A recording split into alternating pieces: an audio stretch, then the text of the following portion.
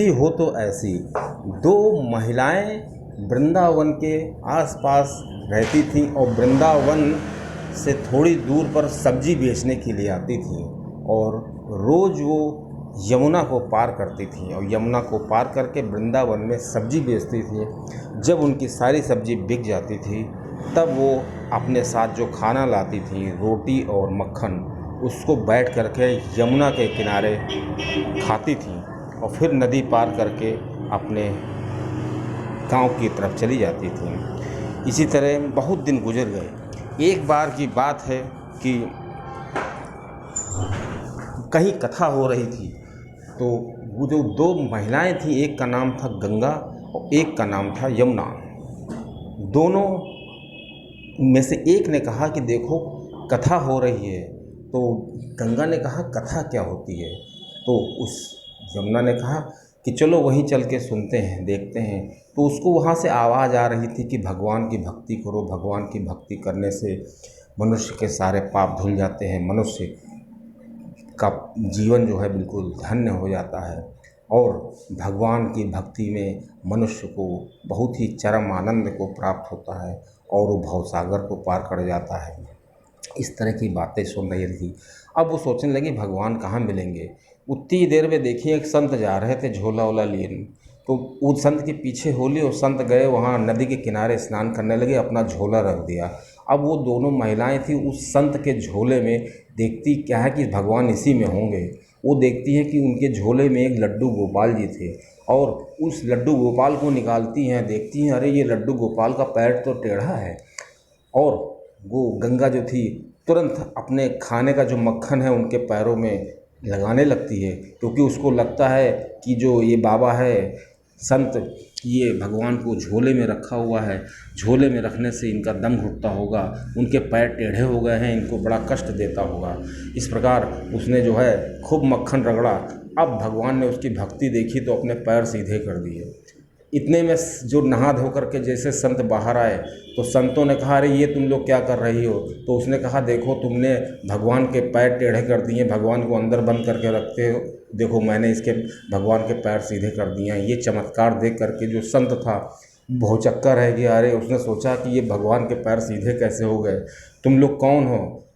इतनी देर में वो लोग वहाँ से चंपत हो जाती हैं और संत उनका पीछा करना चाहते हैं, लेकिन वो जल्दी जल्दी भाग करके अपने घर की तरफ चली जाती है। इसी तरह 2-3 दिन गुजर जाते हैं। उसके बाद देखते क्या है कि एक बार फिर वो अपनी सब्जियां बेच करके खाना खा रही थी। उतनी देर में सत्संग की आवाज़ आती है तो दूसरी सहेली कहती है कि तुमको सत्संग सुनना चाहिए और वहाँ पे चलो चलते हैं, भगवान के बारे में पता करते हैं। इतने में वो लोग सत्संग के पास जाती हैं तो वहाँ पे बाबा कह रहा होता है, संत वही कह रहा होता है कि राधे श्याम करो भवसागर तर पार कर जाओगे। तो उसको ये बात बहुत ही अच्छी लगी। उसने कहा कि राधे श्याम करके अगर भवसागर को पार करा जा सकता है तो राधे श्याम करके यमुना नदी तो पार ही कर लेंगे और हम लोग का डेली का किराया बचेगा। डेली हम लोग को आने जाने के लिए जो पैसे देते हैं नाव वाले को, वो नहीं देने पड़ेंगे। इतने में वो जो गंगा और यमुना होती हैं और तुरंत नदी के किनारे जाती हैं और राधे श्याम करती हैं। उनको लगता है कि हम नदी को पार कर जाएंगे और वास्तव में दोस्तों भगवान को लगा कि ये इतनी भोली हैं और इनका विश्वास जो है अगर नहीं पार करती हैं तो इनका विश्वास टूट जाएगा। ऐसे में भगवान कहते हैं, मन में सोचते हैं कि इनका विश्वास बनाए रखना तो बहुत ज़रूरी है। ऐसे में जैसे ही वो गंगा नदी पार करना चाहती हैं तुरंत राधे श्याम करती हैं और वो नदी पर चलने लगती हैं। इस प्रकार वो अपने घर की तरफ चली जाती हैं। इसी प्रकार वो जो गंगा यमुना फिर अक्सर जब भी सब्जी बेचने के लिए आती हैं, अब उनको नदी का नाविक का सहारा नहीं लेना पड़ता है, नाव के लिए पैसे नहीं देने पड़ते हैं।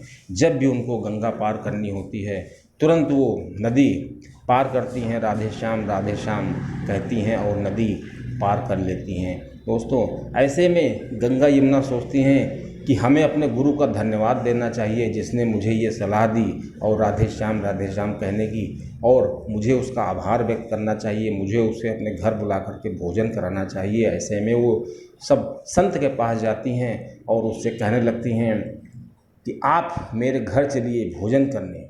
तो संत कहता है क्यों? तो संत ने बताया कि संत से उन्होंने कहा कि मैंने आपको अपना गुरु मान लिया है। तो संत राजी हो जाते हैं और गुरु घर जाने के लिए तैयार होते हैं। ऐसे गंगा यमुना फिर यमुना नदी के किनारे आती हैं और सोचती हैं कि हम नदी पार कर जाएंगे। तो संत सोचता है यहाँ कोई नाव तो है नहीं, बिना नाव की ये नदी कैसे पार करेगी। तो ऐसे में संत देखता है, वो राधे श्याम करती है और नदी को पार कर लेती है।